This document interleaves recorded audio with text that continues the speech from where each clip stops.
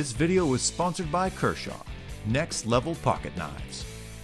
Use discount code 20archery23 for 20% off at kershawknives.com. Elite Archery has a reputation for building bows with great draw cycles, but not necessarily for building bows with great speed. That all changes this year with the new Omnia. This is loaded with lots of technology, and we're going to get to that in a little bit, but first, let's look at the specs. This bow has an axle-to-axle length of 32 inches, a brace height of 6 inches, and an IBR rated speed of 347 feet per second. That is a big number for Elite, and it really shows up in the chronograph, which we're going to look at those results in a little while. That speed really comes thanks to the new SP cam system, which is paired with the V2 micro adjust kind of let off. That micro adjust let off is a very cool little feature. It's actually a gear driven system. And so there's a set screw, and if you just loosen the set screw just a little bit, so there's still some tension on it. You put an Allen key in there, and you can turn those gears and micro adjust your draw length, your let off, and your valley. It's a fantastic system. This one comes from the factory with 70 to 90% let off.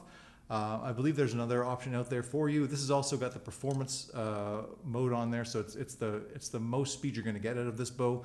There are different mods that'll have a little bit less speed, maybe a little bit more of a comfortable draw cycle if you're interested in that.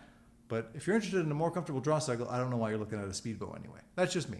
Also new this year is a kind of a stubby stabilizer with some built-in vibration dampening. It's really is a proven setup that worked well, and you can use a longer stabilizer. There's different mounts up here if you'd like to go over one in the back even, but this little stubby in the front does a pretty great job of kind of holding your bow where you want it to be and offering a little bit of that vibration dampening that you'd like.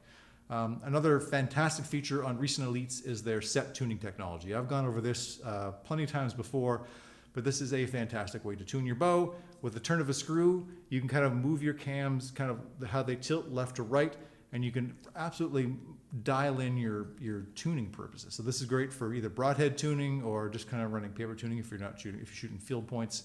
But the set technology lets you have full control over how your bow shoots without having to use a bow press. I absolutely love it. I wish more manufacturers would adopt something similar. It just plain works.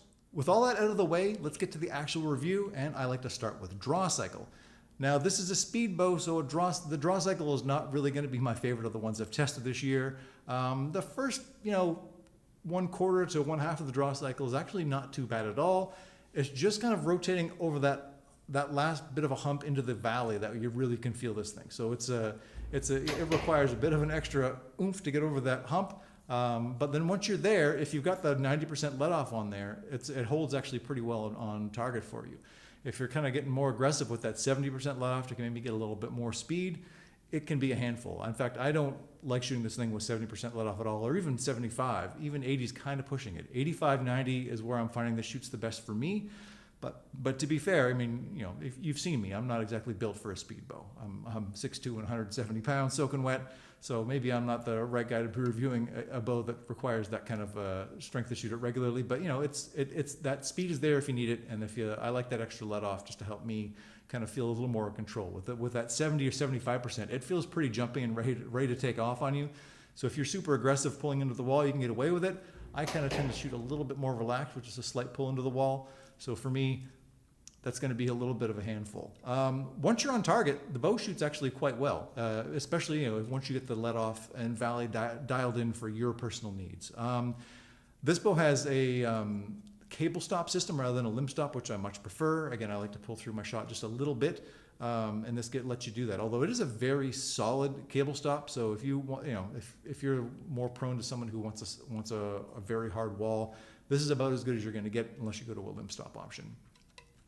Accuracy wise, again, the bow shoots great. As long as you're doing your job and on target, it'll shoot great for you. I just don't like shooting this bow a lot because it takes a little bit more out of me. So normally I go to a range, I want to shoot 150, 200 arrows.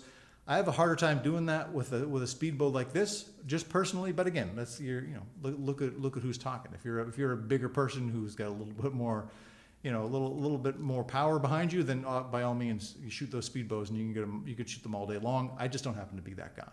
A big mark in the favor of the Elite for me is the grip. This is absolutely my favorite grip I've shot this year. It is, again, a flat front, fairly narrow, and it just fits my hand perfectly. And that combination really does give me a little bit of confidence when I'm shooting the bow, because a repeatable grip leads to a repeatable shot, at least in my opinion, and this bow doesn't let me down in that regard.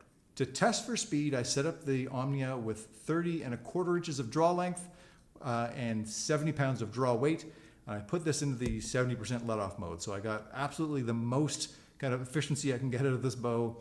And I shot a 350 grain arrow and saw an average speed of 339 feet per second. That is wicked fast. That's really only, 8 feet a second underneath the advertised speed.